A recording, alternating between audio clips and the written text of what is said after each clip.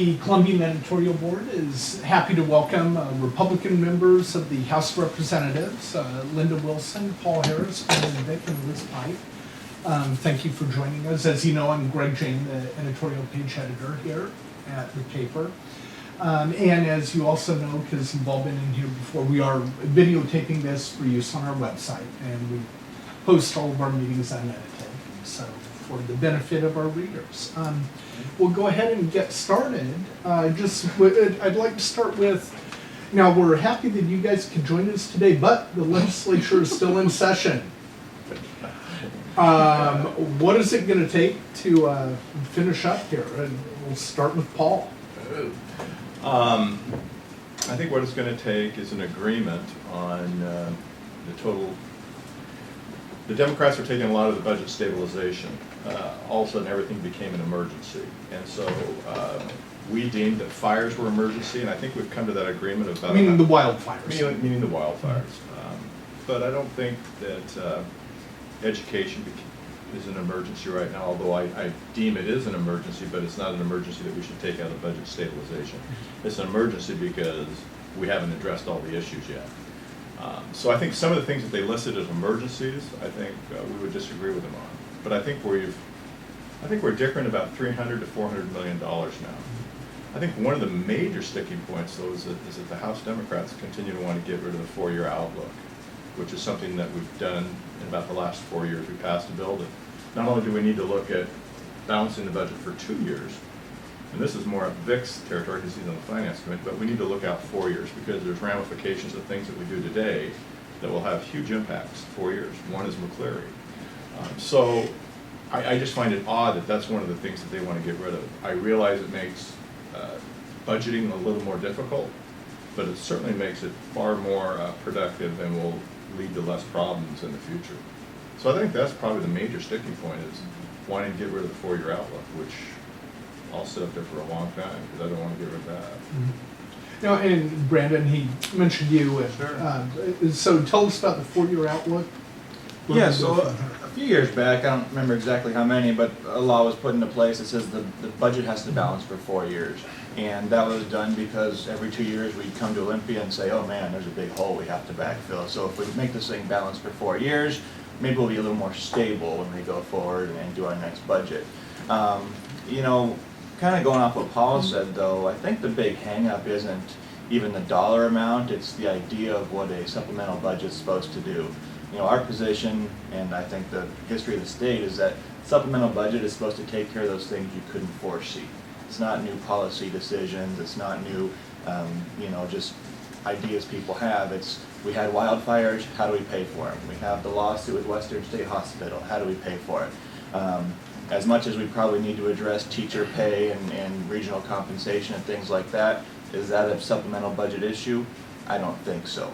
It wasn't even that long ago that the state of Washington met every other year for 90 days. We didn't have a supplemental budget. These are things we could address next year if we wanted, but why don't we take care of them now, pay for the fires that happened, and kind of go home. I mean, that's where I am. That's where I think a lot of people are.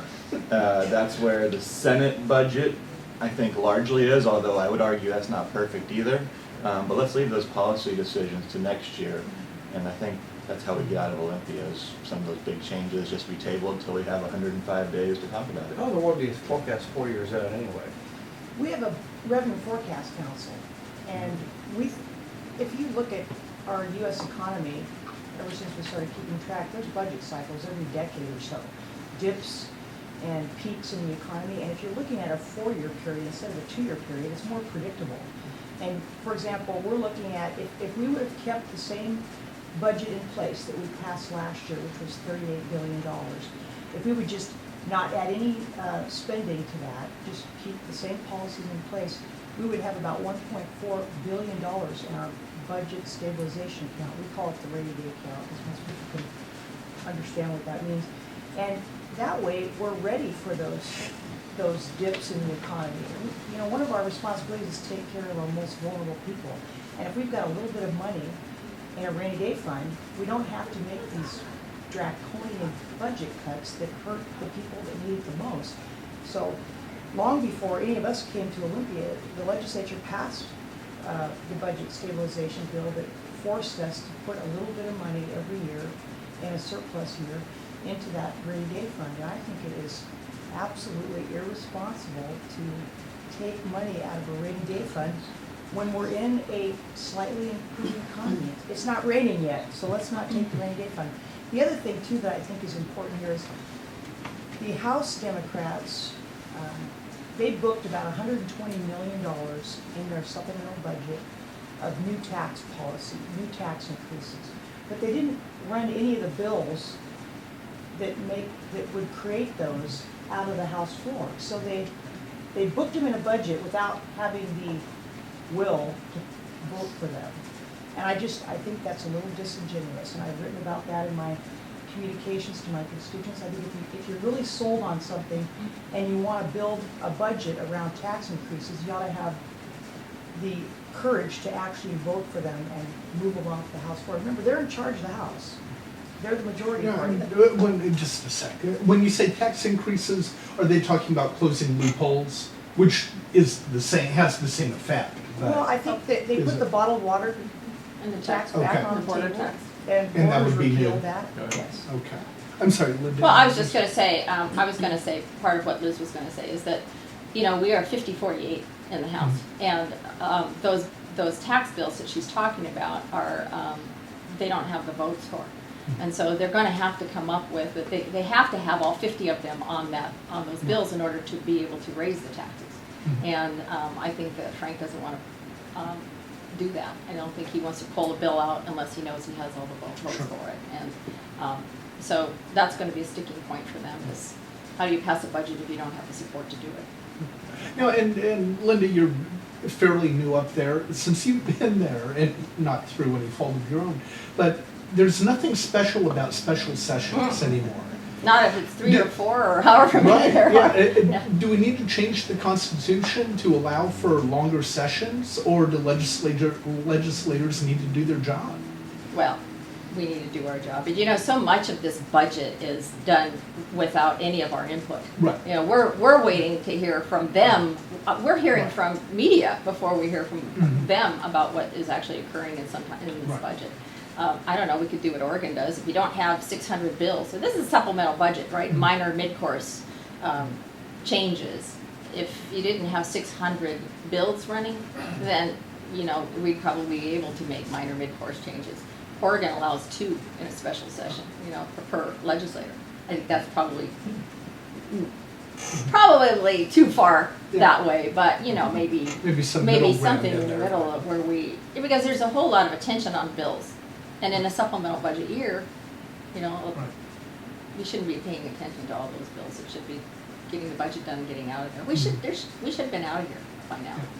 No, and just to clarify so right now the leaders are negotiating further on the supplemental budget. All 5 corners, right? Right, and then eventually the whole body will be called up to. Well, we had a conference call day Okay. before yesterday, and they said that the Senate was ready to offer another budget Okay. proposal, and so and at that point, we didn't really even know what it was. We don't know until they know, and then they pass it along to us. Even though it's difficult in this regard, we have the Senate controlled by Republicans, House with a slim Democrat majority. While that's difficult, isn't that good for the state overall to have that tension between the two? Nobody gets to run the table that way. Yeah. So in that regard, divided government is good. Everybody has a seat at the table. I know the first year that Brandon and I were up there, we were in a very deep minority, more than now. And the Democrats, if I recall correctly, they had 7 more than we did. Now it's just 2. Right. So we actually get input at the table when we are doing budget negotiations. And our budget lead is Representative Bruce Chandler. And he's done a great job for us. And he has said over and over again that there is an inflationary bias built into the budget process in the Democrat psyche. And that we have to fix the budget structure at the front end instead of the back end. I think a lot of things that we do in the legislature is sort of Band-Aid maneuvers at the end. And what I'd like to see is a reformed regulatory climate so that we can empower our families and our businesses to grow jobs in this state. And we have something like 33,000 people that work for DSHS in Washington. And they're providing all these services for the 1.7 million people in our state that are on food stamps. I mean, think about that for a minute. We have 7 million people in the state, and 1.7 are on food stamps. That, we have an economic problem in the state. And the answer is fixing it at the front end, creating a vibrant business climate so that our businesses can grow jobs. So we have these people, instead of being dependent on our programs, they can be empowered to be successful. And isn't that what we want in our communities? We want successful families, successful business. And I think that's how we fix it, because there will never be enough money to take care of all the needs in this state. And we have to prioritize, and it's tough. The easy thing for us to do is just say, okay, let's just give in to the Democrats.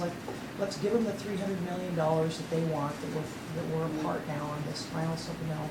But people elect us to do the hard work and to prioritize for them. And I think that's what we have to do. We have to be the leaders in the room.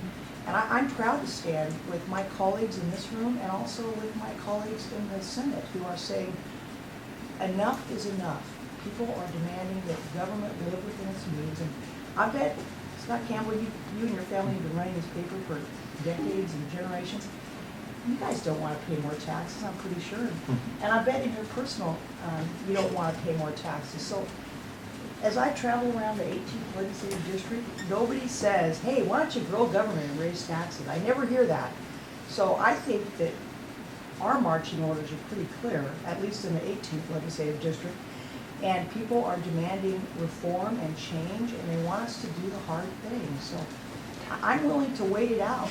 I'd rather wait it out than raise But taxes on I our think it's a little more, citizens. I think the story's even bigger than that, because the last budget, we had 38.2 billion is the next budget. We had a 12% increase in the last budget cycle, the last 2-year biennium, a 12% increase, and I don't believe with a 12% increase that we need to raise taxes this year. I mean, if we had had a decline in revenue or something else had gone on, but my goodness, we had a 12% increase in the budget last year, and we don't need to raise taxes this year. Now, I think coming back to the 4-year forecast, someone asked, it's really difficult. The problem is we create legislation all the time that is in the future. We have McCleary that's in the future, and we know it's going to cost us about $500 to $600 million next cycle. And I think for us to stick our head in the sand and say, that's just next year, and then the year after that it's going to be another $500 million. I think we have to start addressing that and not put our head in the sand. And to get rid of the 4-year outlook to me is huge. I will not do that because this budget will fall out of balance so fast, especially with McCleary and some other things that we have coming down the pike, that we know that we have these costs that are coming down, and we absolutely have to keep that in.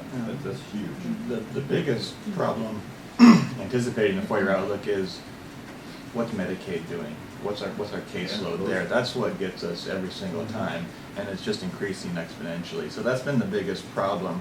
But I also think we're getting much better at trying to calculate that, but it does seem to be a moving target. Back to whether or not divided government is good, I think it's been great. Now, believe me, I'd like the Washington citizens to give us a chance to have Republicans govern all 3 branches. I think that'd be even better. But in the last 2 years, it's been amazing to see the teamwork, the bipartisanship that's going on. Yeah, there are bills that divide us by party lines, but when you have a Jim Moeller, a Sharon Wiley coming to the 4 of us and saying, Brandon, how do I get this bill to the Republican Senate? How do I make it better? What can I do? What is going to make this bill attractive? I think that's what we all want. Yes, there are those big issues, whether we're talking about employment law or something else, that are just going to be natural lines, but I think the process has been much better, and I think that's why we are going long, is because it's new. I mean, 30 years of Democratic control, the first 2, how do we even get anywhere with a Republican Senate? I think this year has been a lot better, but there are still those values that we really want to research to the fullest extent, and that's why we're still sitting there doing it. So I think it has been great. I think going long is a consequence of that. But especially this year, we're not worried about a certain funding date or a certain deadline, so that's helpful as well. Can the state maintain and retain the pension system it has set up for the workers? Left 1 is in really good shape. That's the law enforcement and firefighters, and that actually has a surplus. But TERS 1 is upside down. Let's talk about the one that's in really good shape. Why is it in really good shape?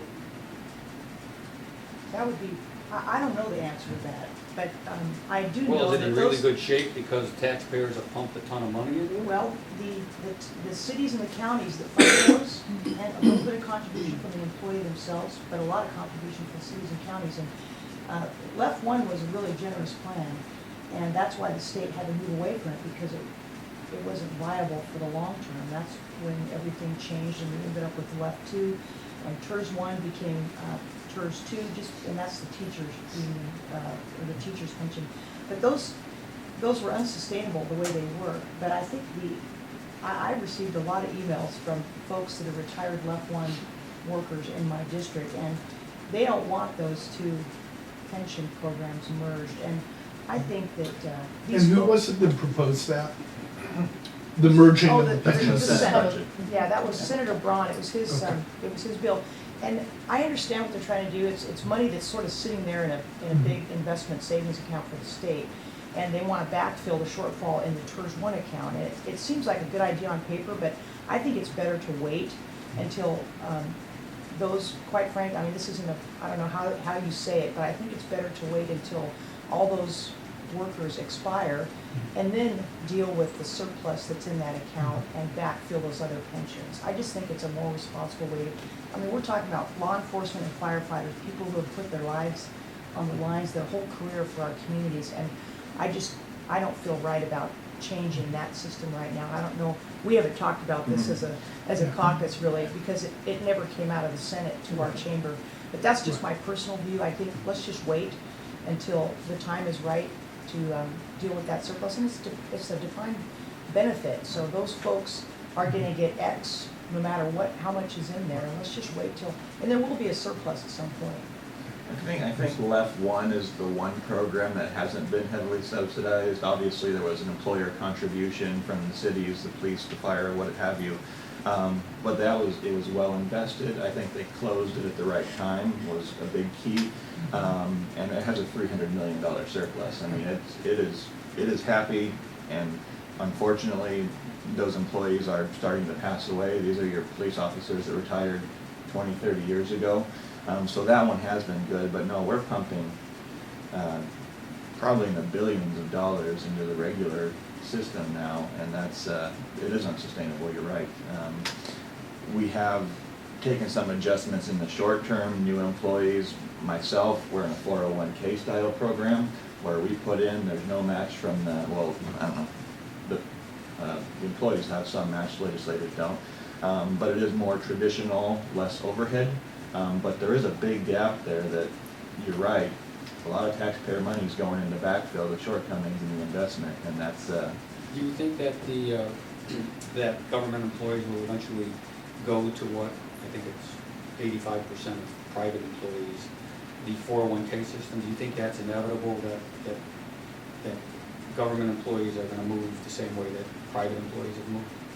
I think it has to be. I think also when those old pension systems were set up, there was an understanding that you made far less in your salary with the trade-off of being taken care of in your retirement. While I'm not going to say state employees are overly compensated now, I think the pay has caught up to a large extent to the private sector, and so those retirement benefits or investment programs should reflect that. So I think it has to. And I would agree. I think that the new system is more of a modified, and a lot of them have gone to the 401, and so I see that, yeah. Now, I would differ from Liz on this, because honestly, I think that the Left One is fully funded. It is exactly what Liz says, it is a defined benefit. We know what those costs are, and I really believe that there's untapped funds there that could be used in other ways. So, and I would probably take the money and put it into the other pension systems. But this is why we have caucuses, and we sit down and chat, and we talk about these things, but it's not something that I think is earth-shattering, but there is money sitting there that I think that could help us a little bit. I was just gonna say that when I heard that was happening, I actually asked for some information on that, and there was a large sum influx in the Left One plan early on. Like, and I don't quote me exactly, but it was like $100 million or something like that into the plan. So, and that was many years ago. So I think that it started off well-funded. But we haven't had the opportunity to talk much more about it because we didn't know whether it was, and it's not. I don't, from what I understand, it's not going to go anywhere. It's just that that's not, the Democrats don't like that. And so that was one of the contention. I think they're backing off of. This might be a question more for you, Liz, but on your bill, the Sharon Wiley pipe bill, $100,000. 2414. 2414. That passed unanimously out of the committee that House Transportation, committee unanimous. that you were on. 14 Ds and 11 Rs. And then it just disappeared. What happened? Died in the Rules Committee. How did that happen? When it's a Republican bill, when we sponsor bills and they get all the way out of committee, they go to the Rules Committee. Sometimes they go to other committees. You're talking about the House rules? Yes, yes, in our chamber, the chamber that we're in the House, after they get out of committee, they go to the Rules Committee, and that's a bipartisan, but there's more, clearly there's more Ds than ours.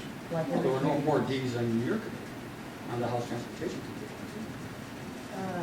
14 Ds and 11 Rs Right. in House Transportation. So it goes to the Rules Committee, and it's up to the prime sponsor, who is my colleague, Rep. Wiley, and it's her responsibility to pull the bill out of rules. And right after it passed unanimous out of transportation, I was texting, I said, hey, it's on its way to rules, so pull it out of rules. And it's your job as the prime sponsor bill to get it to work that. And the legislature is a sales and marketing business. I mean, you gotta sell your ideas, you gotta market them to other legislators, and you gotta get it out of there. And it never came out of rules. But, so you're telling me that there was nothing going on in the state senate that created this amnesty? Oh, I didn't say that. Okay. So why don't you tell me a little bit about that? I don't have direct knowledge of that. Give me some indirect knowledge. I just, I think that there's just not enough will today, maybe in the Senate, to try to find solutions. And half my district, half of our district, sorry, Brandon, half of our district funnels into the I-5 corridor, and the other half funnels into the 205 corridor when they want to go point south. And I'm not sure if Brandon gets the same emails that I do, but people are demanding for transportation solutions. And I get emails every day from people thanking me for leading a charge on this, by the way. But we're united, and everybody in this room co-signed that bill, including Representative Wiley, Representative Moeller, and Wiley was the prime sponsor. And I just think sometimes the pressure is too great for people. You think, politics is kind of a blood sport. Oh, no kidding. Yeah, really, right. And so you don't think that there was any sort of personality issues involved here that created this this problem? I'm sure that's part of it. But at the end of the day, people want us to put all that aside and leave. People want, and like I said earlier, the easy thing to do is just nothing in the legislature. Don't take bold positions on important issues, don't become a target, by the opposition or the media, whatever the case is. But that's not why people elect us. They want us to lead, and I'm not giving up on transportation solutions. My leader appointed me to that committee for a reason. And I've been working on cross-river solutions for 2 years, and people don't want us to give up.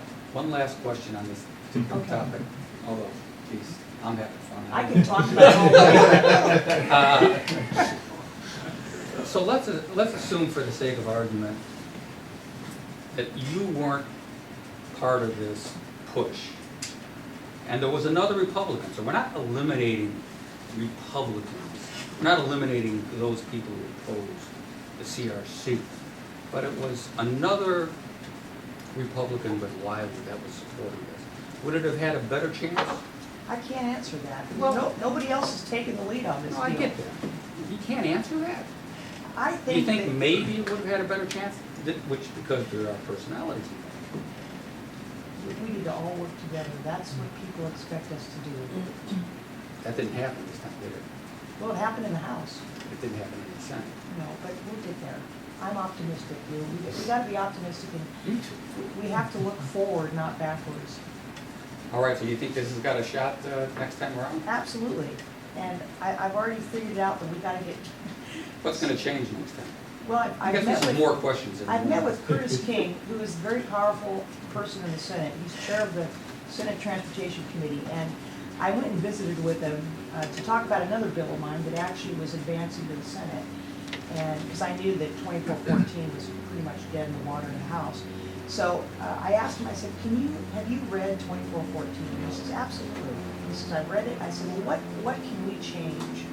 How can we change the structure of a bi-state legislative work group to find solutions? I said, tell me what you want me to change in that bill. And he said, Liz, I wouldn't change a thing.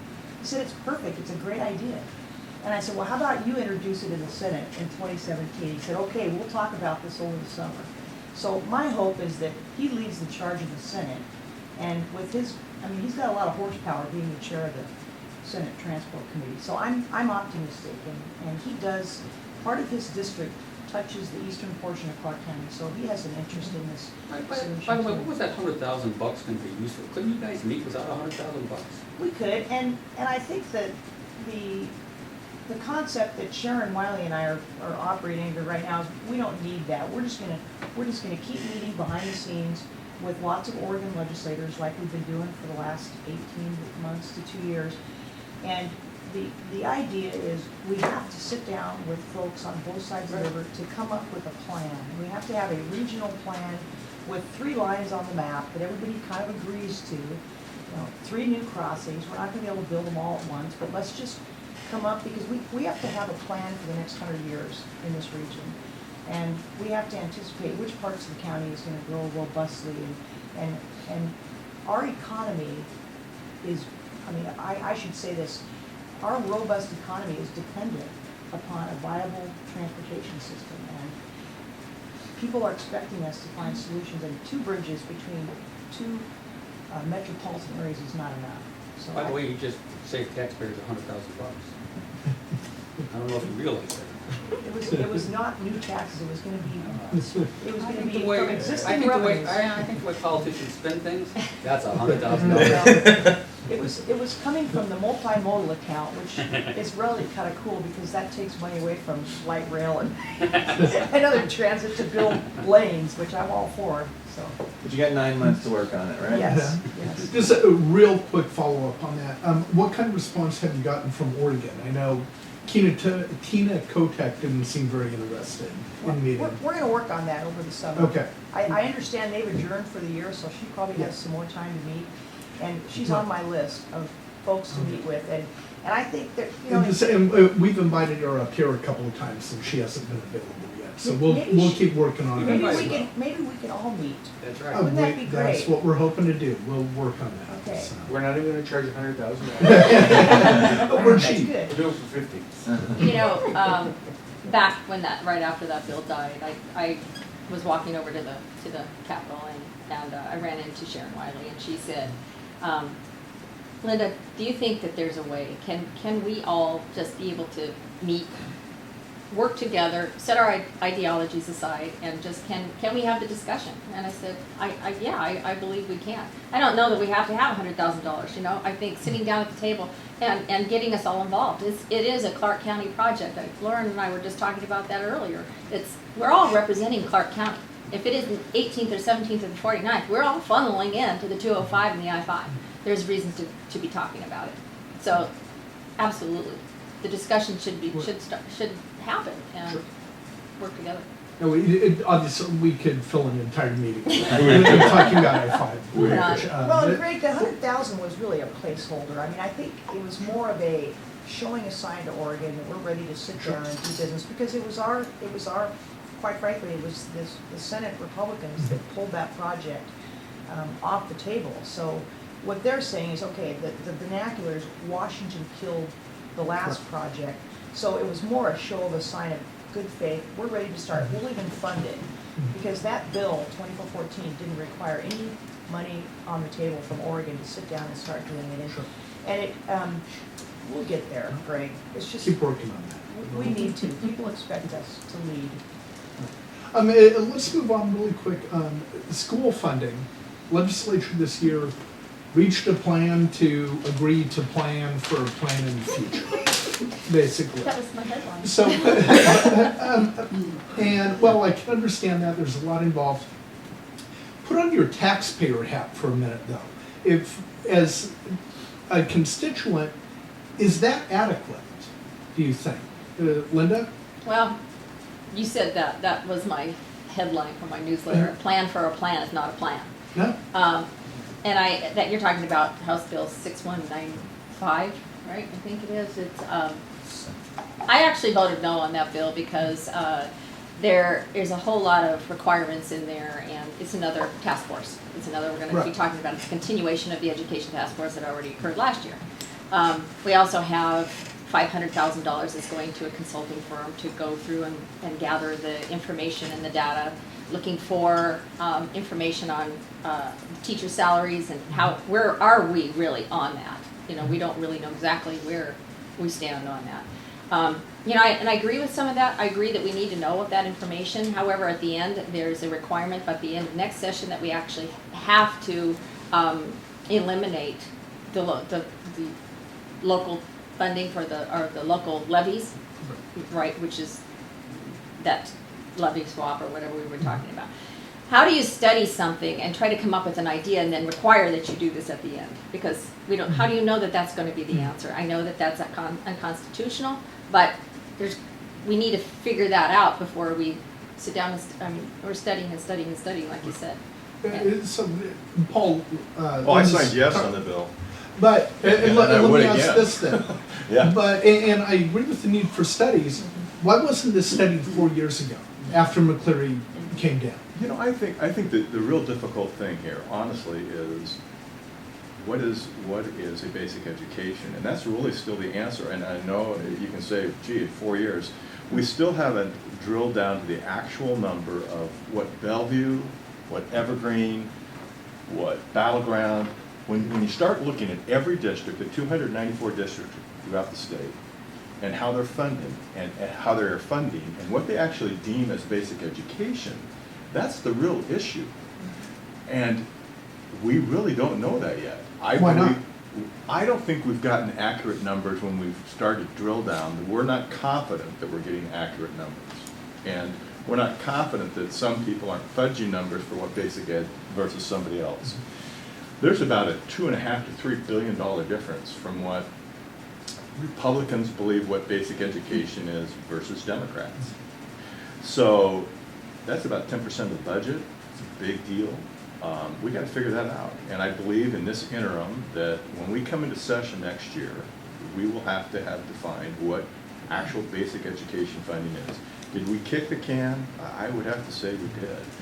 But do we have accurate numbers? I don't know that we do. And so I'm not willing just to say, yeah, you know, I'm going to take a good guess at this. I'm not going to do that.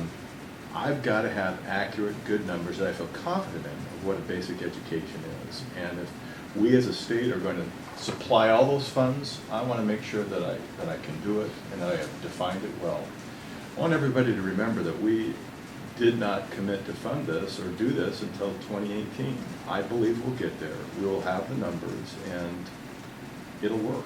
But I signed yes under that bill. I'm on education now. Not that I wanted to be on education, but that someone from our leadership team on the House ours, and I had the most school board experience in leadership. So I drew the straw, and I think it's going to be a tough issue. But I couldn't just say, hey, I think we're close on the number and we're going to go with it. And I wasn't willing to actually, like we're doing now, which is negotiating on a budget. I'm not going to negotiate on a kid's education or what I define basic ed is. And that's where we were at. We either had to say, yeah, well, we're going to split the hairs with the D's and we're going to say it's 1.5 billion or 2 billion more. Well, I don't know that I want to do that on this issue. I really do want to define it. See, I can understand that, but again, if I don't if think you the look voters at get it. I really don't, I don't think Can it's. you understand voters' Absolutely. frustration that this Oh, wasn't, absolutely. that those answers weren't found 4 years ago? I truly do, and it frustrates me, and I think it's part of the angst we see in national politics right now, you know, and I get that. I'm frustrated, to be honest with you, but if I don't have accurate numbers, and as I look at it, what Bellevue defines as a basic education, honestly, is pretty much different than what Battleground defines as basic ed. And somehow, we've got to come up with that figure, and I don't think we have yet. And so, I am frustrated, and I believe the public's frustrated. Well, the governor's task force, though, has done a lot of work around a prototypical school model, and that's gonna be the basic, that's gonna be the formula for how we fund schools. And I understand McCleary is really about equity by zip code. Every kid in the state of Washington, regardless of zip code, deserves the same opportunity from their public school system. And, you know, our paramount duty is to fund education. Now, I think we've done our part up to this point, because I know in the last biennium, we put $1.3 billion of new money into basic education for K through 12. And that was a 19% increase in K through 12 funding, the biggest increase in Washington state history. And I'm proud, that was the first two-year budget that I've ever voted for in Olympia, because it didn't include tax increases, but it went a long way to meeting our financial obligation to these students.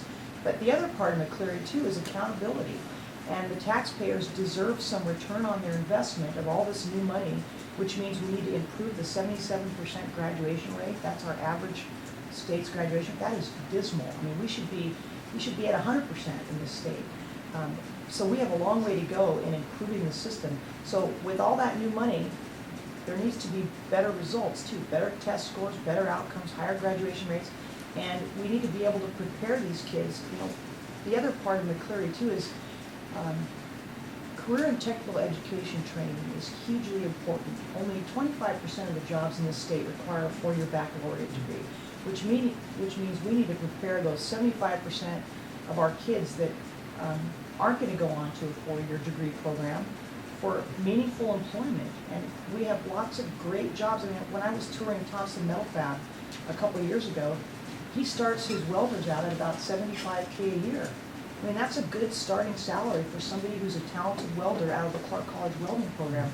Those are good paying jobs, and we need to prepare our kids for those kind of work, because those are honorable professions. Plumbers, electricians, framers, those are meaningful work. And I don't know why we ever took these career opportunities out of our high school. I graduated from Battleground High School way back in 1978, and one of my brothers took, I think they had a class there called diesel mechanics, and he ended up at a Battleground High School, got a job at the Georgia Pacific Paper Mill in their maintenance department. He's been working there for about 30 years, keeping all the GP trucks in good working order, and he supported his 5 kids on that great job.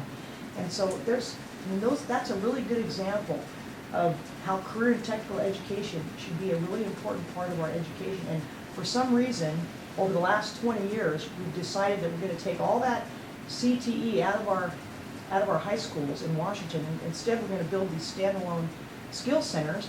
And I love the skill center. Neil and I are big supporters of what they do there, but there's not enough slots at that skill center to accommodate all of the kids at all the high schools in our county that want that specialized training. Now let me ask you a question back on one of the original basic points from McCleary. So you just said, I think, that the state just increased the funding for schools, basic education by $1.3 billion. $1.3 billion. No, wait, That's a wait, two-year wait. biennium. Right. Yeah. So that's $1.3 billion for basic education. Right now, there are school districts all across the state who are basically saying, we don't have enough money, so we are using our levies for basic education. So now, the state puts in $1.3 billion. Shouldn't there have been a $1.3 billion deduction in district school levies? Because now the state has taken that responsibility that the school districts no longer have to do. Isn't that the way this is supposed to work? One of the big challenges that we're going to have as part of this prototypical school model is to define a statewide salary scale for everybody, because the levies are being used to backfill salaries Okay. for everybody, for principals, for No, I get that. teachers, for administrators, and. I get it, that's part of this where you basic get- education. But that's thing. where you get the inequality, Lou. But, well, no, I get that, but again, McCleary essentially is saying the state has to step up and be the big dog. And logically connected to your being the big dog should be that school districts have to be a littler dog. Yes. And they've been backfilling because the state hasn't been performing their responsibility. Now the state steps up and gives $1.8 billion for basic education. Again, I ask the question, 1.3. Shouldn't school districts have said, okay, you just added 1.3 billion, we can take 1.3 billion out of what we've been paying for basic education because the state is doing it. The state, McCleary never said that you have to pump more money into the system. McCleary said, you've got to step up to be the big dog. I am glad the editor of the paper said that. Well, I mean, that's You're just the absolutely facts. right. That's just the You're absolutely- facts. So Paul was absolutely right on the study portion of it, right? We have to know what's basic ed, what's extra. There's a few other components. The first is, again, it's a supplemental budget year. You can make a $2 or $3 billion decision that year. I don't think you do. But the third thing is that there are a lot of politics involved in this. In the end of the day, there's going to be some sort of levy swap. There's going to be Seattle districts paying more. They're paying $1.20 per thousand evaluation right now, and rural districts paying less. Every district in Clark County, every property owner in Clark County will probably pay less property tax after this passes than today. You got Battleground paying $4 a thousand. Vancouver and Evergreen are $3.25. Camas is in that $3 ballpark. So bringing some sort of parity in that number is going to be huge. But when you do that, you can't allow the district to then go charge another $2 per thousand to pay for the new, lights at the football field or the solarium at the high school or whatever luxury things they want, right? There has to be some sort of parity. So that, I believe, is a big reason why there was this, punt to some degree. Yes, there needs to be research, but Seattle taxpayers were going to be on the hook. Republican districts were going to do better. And do you want that going into an election year if you're a Democrat? I don't think so. I mean, I think that's an honest reason why we didn't do more on levy swap this year. But absolutely, it has to be part of the equation. What the locals can charge has to go down when the state picks up that slack. And you're right, it does not mean there's going to be more net dollars at the end of the day. Just where they're coming from is how it's going to be. So. And just to clarify, when you say Battleground is $4 per thousand, is that how much goes to the school district? That's how much of your property taxes goes to the school That's district? what their local levy is. Okay.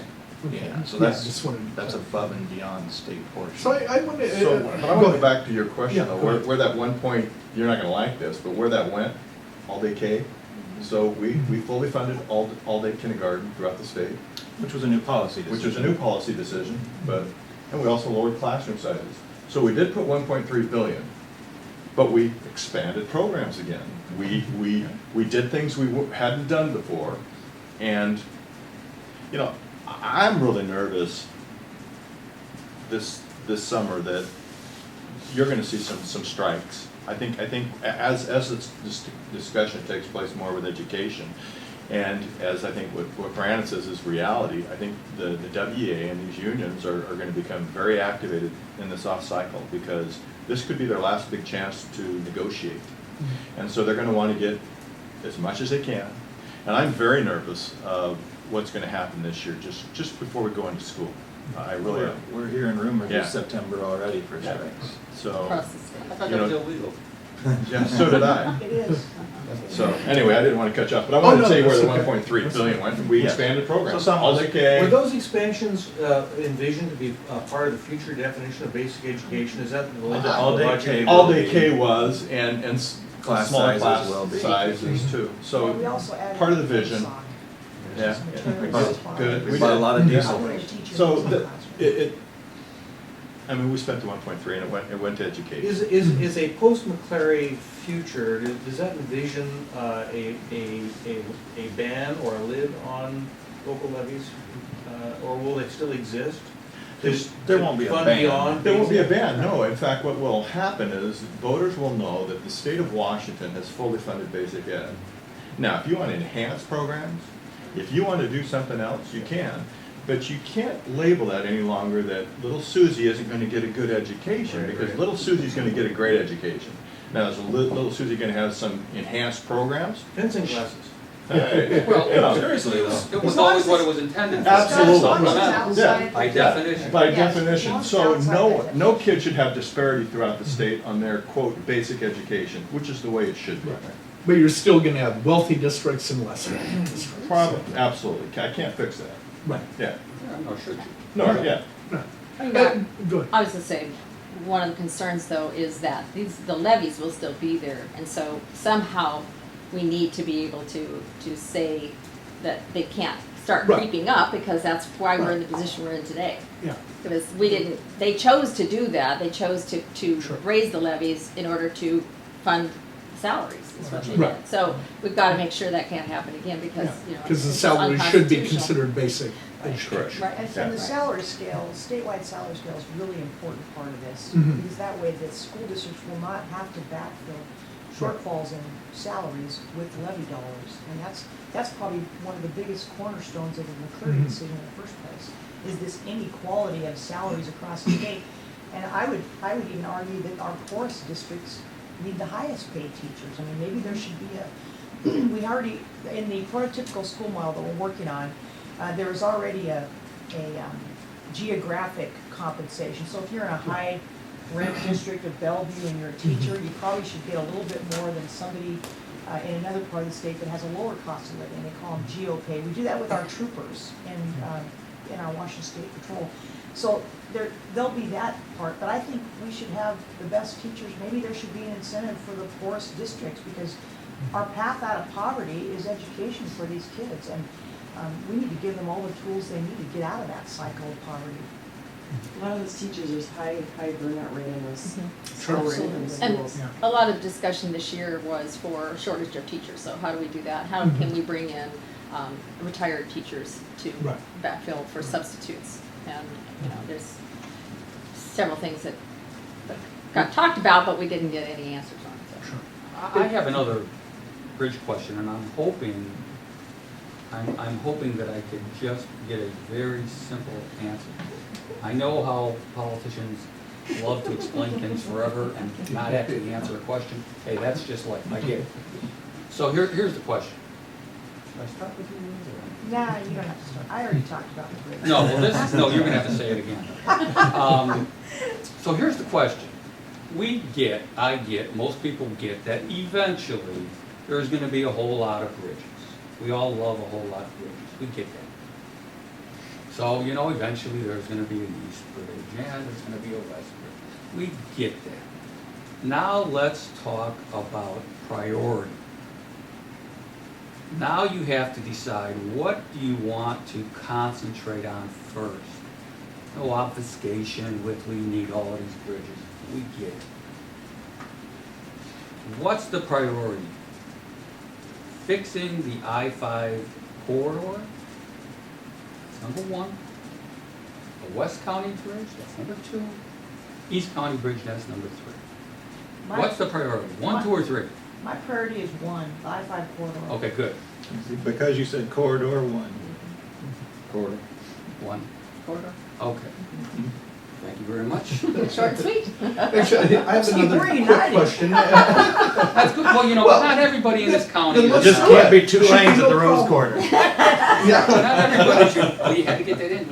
That's an ODOT project. So, I want Vic, I'm with you, that. brother, I'm with you. Okay, another quick question. Paul earlier mentioned frustration with national politics. Who are you supporting for the Republican nomination? Linda? I don't know. I'm I'm serious. Don Benton made an endorsement. Well, I'm It's good glad he enough did. for him. Yeah, no, he can do that if he wants to. Okay, Paul? Kasich? So, I was a Walker guy from day one, but I'm a Cruz now. Good luck with that. I'm a Cruz. Cruz now. Okay, Liz? I'm voting for the last man standing, whoever it is. Oh, come on. I'm serious. well, that, you know, Oh, I will that's too. a big You deal. know, I'll Yeah, tell you. you're right. That's But- not but an what- answer, is it? what- Here's, not in here's the how they primary. win, though. It's probably not gonna be a woman, because there's no women standing Not in the left. Republican. But the last man standing needs to appoint somebody like Ted Cruz to the U.S. Supreme Court to Well, take Scalia's place. Man. He needs to say, my So cabinet. Ted Cruz is gonna appoint himself? No, I don't know. I think the Maybe. Trump train left the station, and you can like it or not, but I think that he's got momentum. He's the only one who's winning a lot of primaries, and Did he beat Clinton, really, honestly? I don't know. I don't know about that either. She might be in jail by then. Aren't you But- giving it, aren't you let's potentially say giving it she's to not. Clinton? No, you can say a lot about Donald Trump. The one thing that I will say is he's activated a base that has not been there before. Where, and I'm gonna vote for whoever ends up the nominee is who I'll vote for, but right Even now. if it's Trump.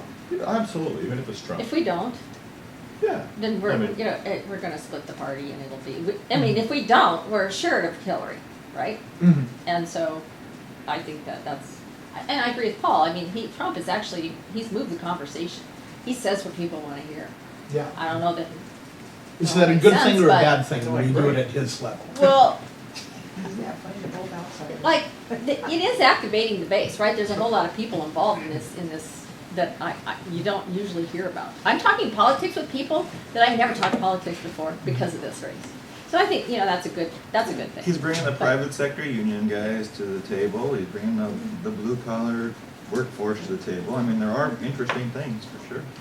I've learned Positive. something with Donald Trump, that I think sometimes style matters and how you present yourself. And so, I don't know that I agree with how he presents himself at times and some of the things. It's working. Well, it might be and it might not be, I don't know. I just know that, I think how you present yourself, what you say and how you say it sometimes is as important as what you're saying. So, just His numbers go up. food for thought. Every time he does something crazy, Yeah, I his don't numbers know. go up, so I don't know. And actually, and looking ahead still to November, now Linda, you're running for state senate. Is everybody else going to run to retain your seat? Okay, just wanted to check. What's your guess on what will the makeup of the state house be next year? I hope we earn the 52. majority. We recently met our new candidates, and there are phenomenal. You mean Yeah. statewide? Yeah, okay. we have West Point graduates, we have small business folks, we're recruiting a former Seattle Seahawk. I mean, we are so excited about the talent and the intelligence of our newcomers. There's reason to be excited, and it's also a presidential year, and what does that mean down ballot? Mhm. State's probably gonna vote Democrat, right, for president. But man, we are excited about the caliber of the candidates, and we haven't been able to say that always. There's some great people. Best guess, will the state vote Democrat for governor? I hope not. If they go president, will they probably go governor? Yes, they probably will. But man, Inslee's got a report card long enough. I think would be very valid to throw him out. Anybody want to talk local politics? Sure, what do you want to talk about? Okay, well, let's, what do you think about David Madore? Liz? I think every politician has problems, and every politician does a couple of good things and a couple of bad things, and I think that nobody is right 100% of the time, but also nobody's wrong 100% of the time, so. What's Madore's percentage? I don't know. Okay. I don't keep track that closely, but I think the bottom line is, I was hoping that with the new council, that there would be a lot more civility down there, and sometimes Neil turns on channel 24 or 27, whatever it is, and he watches these council, and he tells me about it when I get back home for the weekend, and I just wish that we could import the same kind of civility that we have in Olympia down here in local politics, because that's one of the things I love about the legislature. We have vigorous debates, but they're always respectful. And at the end of the day, we shake hands and we're friends after a tough vote. And there's no yelling and screaming and personal insults. I mean, Olympia is a beautiful institution that way. And I just wish that the county could be more civil in their dialogue with each I other. think Madore's part of that problem or the solution? I think they're all part of that problem. Brandon, what do you think of our council? I think Paul might have mentioned something earlier about style, how you deliver your message. I think Madore has some phenomenal ideas. I mean, how do you not support private property rights in North Clark County, right? I mean, there are some there are some things that are just amazing ideas. I love going to the park and not paying a fee. You know, there's some great things. And it's not one side's right, one side's wrong, but it almost is like whoever fires the loudest shot is the one that's gonna get heard. No offense, the one that's gonna get the headlines. And I think that's the problem. It's not so much the ideas, but the marketing behind those ideas, and that's where I find the issue. I mean, there's 5 Republicans, right? I mean, de facto, 5 Republicans. It shouldn't be happening this way. It should. Paul, what do you think about Councilman Wood?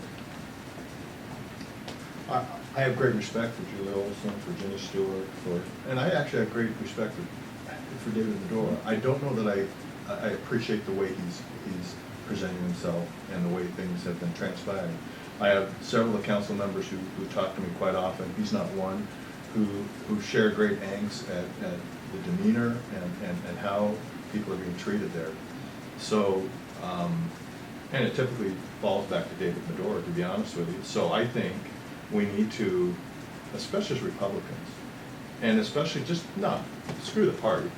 We should be, no, we should treat, I don't care who you are. You should be considerate and thoughtful. I have great working relationships with the Democrats. I really do. I still have a bill in place on vaping. That's the governor's bill that I'm working really hard on, that I would, and I believe it'll pass this next week, to be honest with you. And the idea that I can't disagree on one issue and go back to them and work and be sincere, that's what this is all about, and I don't see that happening in my county, and I do not know why. But there seems to be one person that continually seems to be the person that people have difficulty working with. So I just hope that sometime David Medora would sit down and say, hey, I've got to become more centrist. I at least have got to be civil in my discourse.